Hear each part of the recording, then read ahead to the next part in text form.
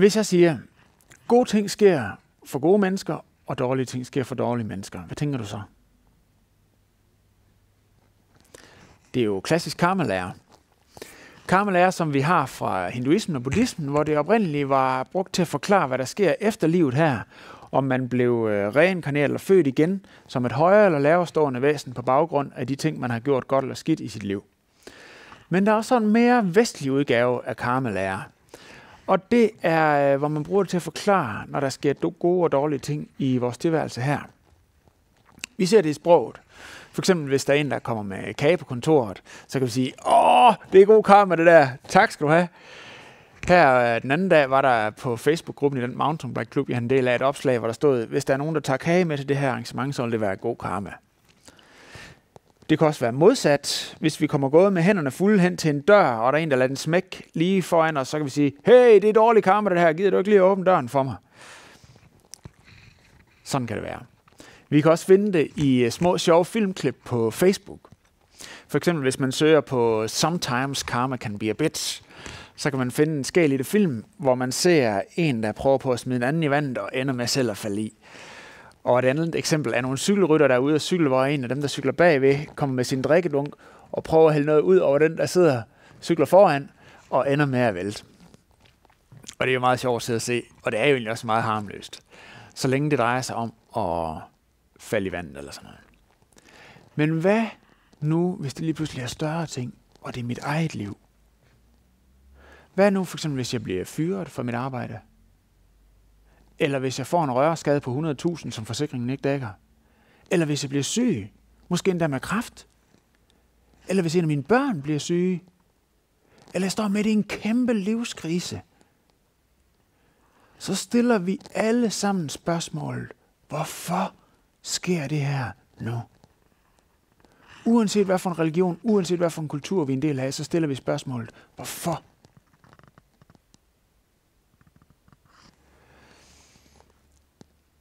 De næste 2 søndage, der vil vi her i Kolding Valgmenighed tage livtag med nogle af tilværelsens helt store spørgsmål. Nemlig spørgsmålene, hvorfor? Hvorfor oplever jeg den her ulykke og modgang? Og hvorfor er jeg så succesfuld?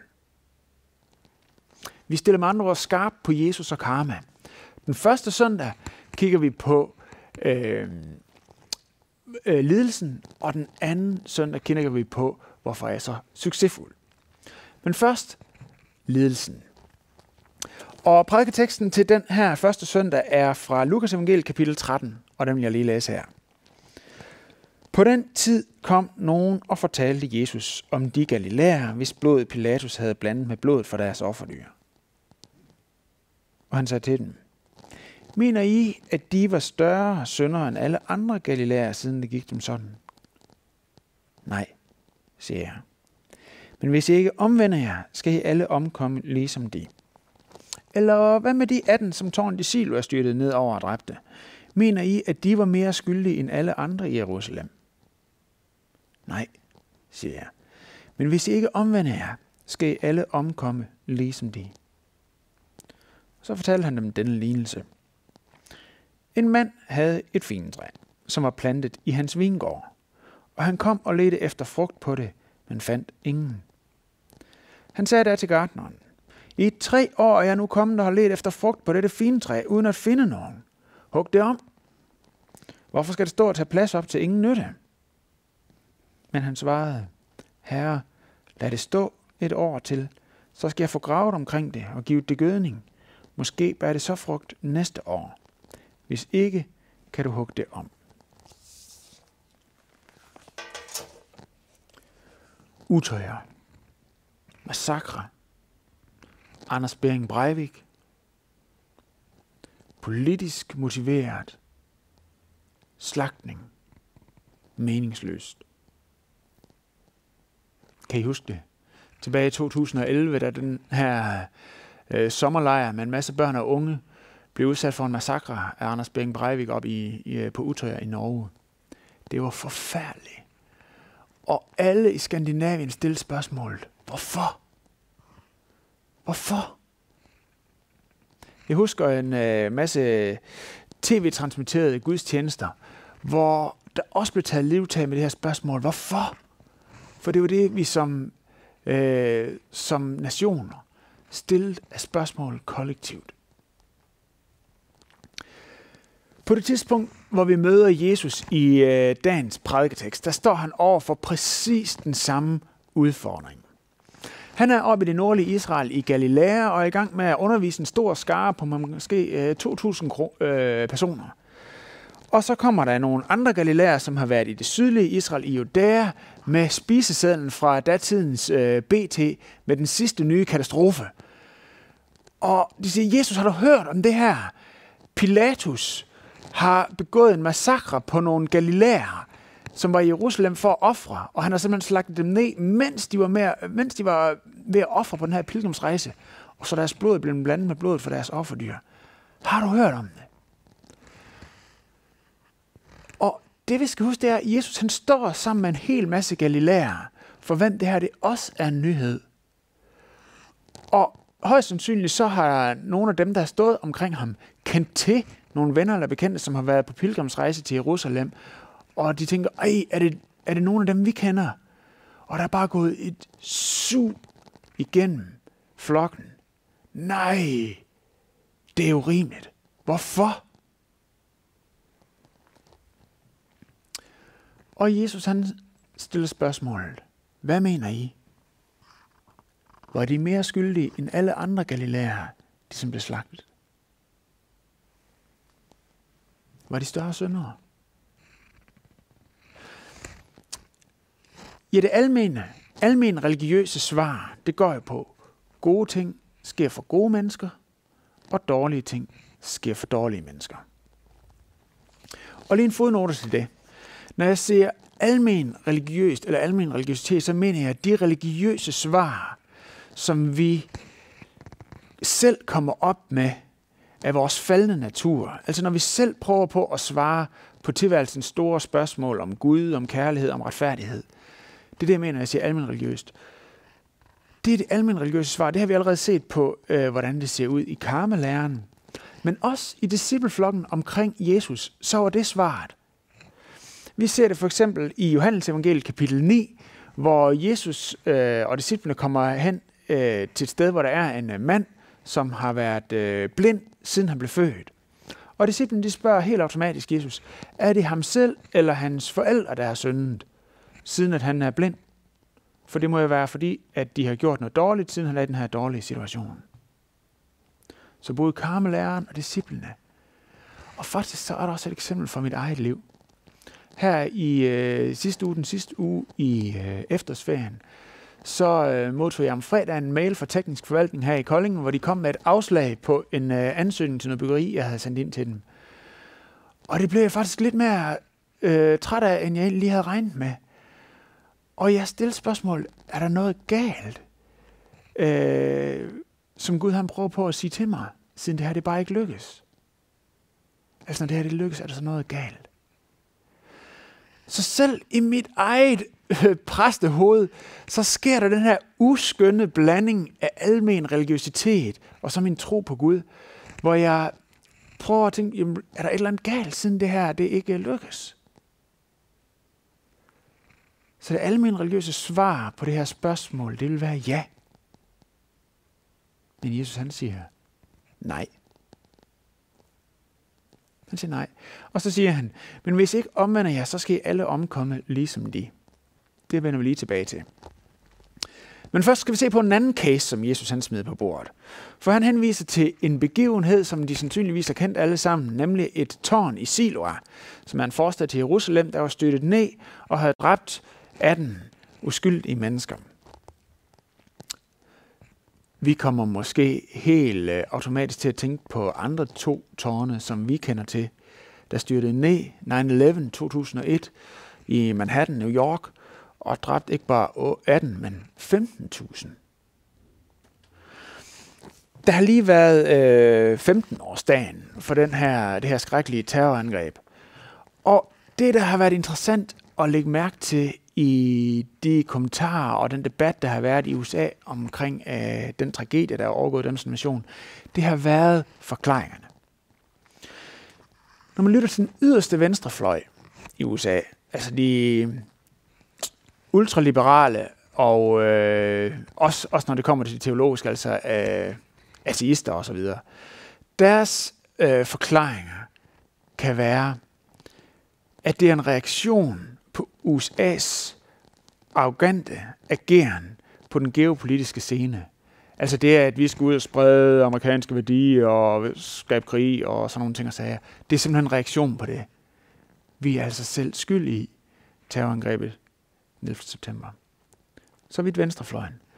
Hvis man går til højrefløjen og lytter til, hvad de siger, så er der folk på højrefløjen i USA, der forklarer det med, jamen det er Guds straf over et ugudeligt og frafaldent Amerika. Så uanset om man lytter til den ateistiske venstrefløj eller den dybt religiøse højrefløj, så er der svar ud fra den samme karma-logik om, at dårlige ting sker for dårlige mennesker. Var de mere skyldigt? Nej, okay, det var de måske ikke, vil vi sige. Både i tilfældet, som Jesus han nævner, og i tilfældet med 9/11. Okay, gode ting sker altså ikke automatisk for gode mennesker, dårlige ting sker ikke automatisk for dårlige mennesker, men dårlige ting sker dog. Dårlige ting, også rigtig dårlige ting. Folk, der bliver syge, tragedier, tårterne, der styrer ned, modgang i livet. Og hvad svarer Jesus på det, var forspørgsmål? Man svarer jo ikke engang på det. Det spørgsmål, som alle mennesker stiller, hvorfor? Hvorfor sker det her? Det svarer han ikke engang på. Den opgave, vi stiller til ham som Gud, den svarer han ikke engang på. Den løser han ikke. Men hvad gør han så? Ja, han gør det, som han så tit gør. Han fortæller en historie. En af de her lignelser. Og når Jesus han fortæller historie, så er det en god idé at lytte efter, hvorhen er det den her historie, den får et lidt absurd twist. Hvorhen er der en, der reagerer på en måde, som absolut ikke var normalt at reagere på i virkeligheden. For det er ofte der pointerne, det ligger. Så han fortæller den her historie, og den handler om et fintræ, der står plantet i en vingård.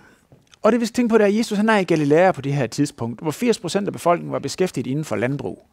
Enten med findyrkning, vindyrkning, dyrkning af oliven eller korn, eller de var hyrder og havde får og kvæg.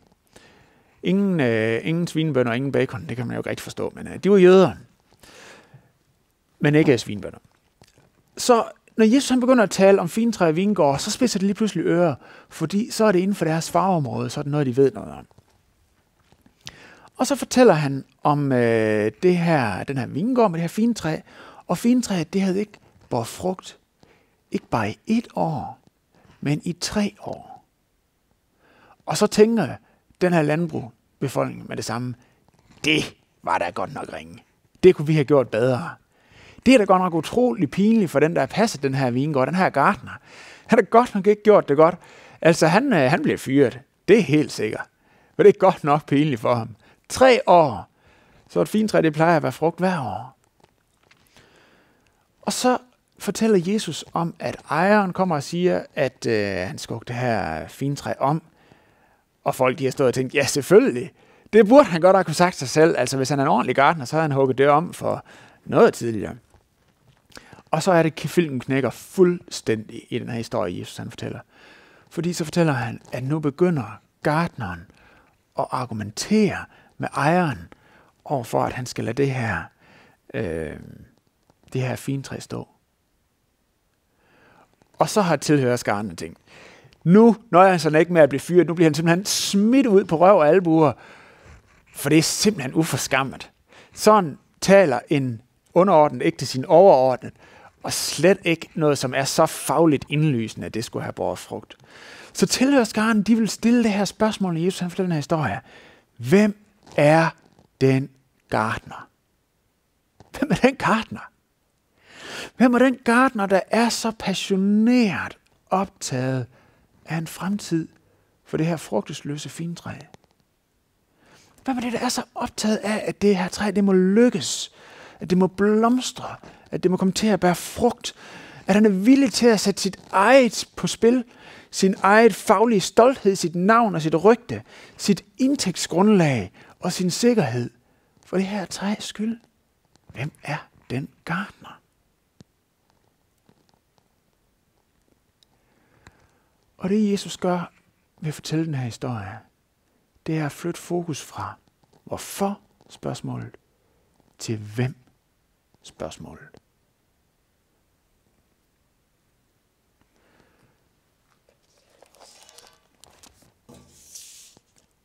Jesus han sagde, som jeg tidligere nævnte, det her med, men hvis I ikke omvender jer, skal I alle omkomme ligesom de. Og det siger han, fordi at han ved, at den største katastrofe, der kan møde de her folk, det er ikke det at få et tårn i hovedet, eller anden modgang, som kan møde os i tilværelsen, uanset hvor hård den ellers kan være. Og det er ikke, fordi Jesus han ikke har medfølelse med de ting, vi møder. Han helbreder folk, han hjælper folk, der er syge, han løfter folk op, der er undertrykte. Han er i den grad optaget af at hjælpe os i den modgang, vi møder her endnu. Men han ved, at det ikke er den største katastrofe, der kan møde os. Den største katastrofe, der kan møde et menneske, det er at møde Gud på dommens dag alene. Alene. Og selv skal stå med hele vægten af det negative, som vi har været skyld i. Jesus siger, ja, der vil komme en dom, og ja, der er lidelser her i tilværelsen. Men hvad er løsningen på det? Er løsningen at forstå det, og få svar på hvorfor spørgsmålet? Nej, løsningen er at komme videre. Og der har vi brug for at få svar på spørgsmålet om hvem. Hvem kan hjælpe mig videre? Jesus han ved, at det vigtigste spørgsmål det er ikke hvorfor, men det er hvem. Og Jesus han kom jo netop for at bringe en ende på lidelsen og kæmpe imod den. Det var det, han kæmpede imod, da han var her på jorden. Og han siger, at en dag, der skal lidelsen og alt det onde og modgangen endelig destrueres en gang for alle. Jesus han kom netop for at kæmpe imod lidelsen og for at bære lidelsen og dommen på sin egen krop, da han døde for os på korset. Jesus er netop svaret på hvem spørgsmålet. Det er ham, der er gartneren. Jeg har en bil, og jeg kan godt lide at køre bil. Og i min bil, der har jeg, når jeg har rettet her, så har jeg et bakspejl heroppe. Deroppe. Og i vores liv, kan man også sige, der er både et bakspejl og et forvindue. Og når vi kigger op i det bakspejl der, så vil der være en masse spørgsmål, når vi kigger tilbage på vores liv. Hvorfor skete det? Hvorfor blev jeg udsat for det? Hvorfor gik det sådan i stedet for sådan? Der står hvorfor op i det der bakspejl. Og min påstand er, at kristendommen giver ikke noget svar på hvorfor spørgsmålet.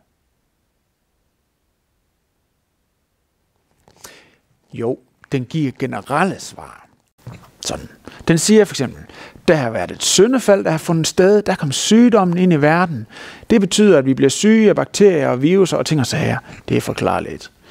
Den siger også, at der er noget, der hedder synd her i verden, siden syndefaldet. Og det betyder, at mennesker rent faktisk kan gøre onde ting imod hinanden. Det forklarer også lidt. Så har vi jo også i kristendommen læren om en djævel, en personlig og aktiv ondskab, som ønsker det værste for os mennesker, som Gud elsker og holder af. Det forklarer også noget. Vi har også, godt nok ikke i kristendommen, men ellers en anden god forklaring. Einsteins, vores fantastiske videnskabsmand, Einsteins relativitetsteori, termodynamikkens anden lov, som går ud på roden i entropien, er uendelig, siger han. Eller måske bedre forklare det med, at alting går imod sin opløsning, er pointen i det. Eller på mere mundret dansk. Shit happens. Det er alt sammen ting, der kan forklare brikker af det, vi oplever af svære ting. Men når vi kigger op i bakspejlet, så får vi ikke noget svar på, hvorfor skete det? Hvorfor fik jeg den sygdom? Hvorfor gik jeg fallit? Hvorfor døde det der barn? Hvorfor skete de ting i min barndom? De konkrete ting, det får vi ikke noget svar på. Det er min påstand. Så når vi kigger op i bakspejlet, så får vi altså ikke svar på hvorfor-spørgsmålet. Det Jesus han siger omkring de ting, vi ser i bakspejlet, det er ikke en straf fra Gud. Det er ikke en straf fra Gud. Det er ikke dårlig karma. Det er det eneste, han siger.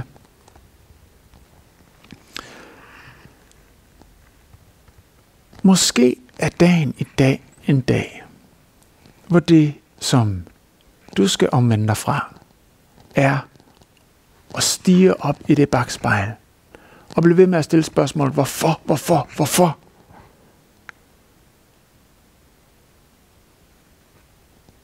Måske skal du det bare sige, okay, det får jeg ikke noget svar på.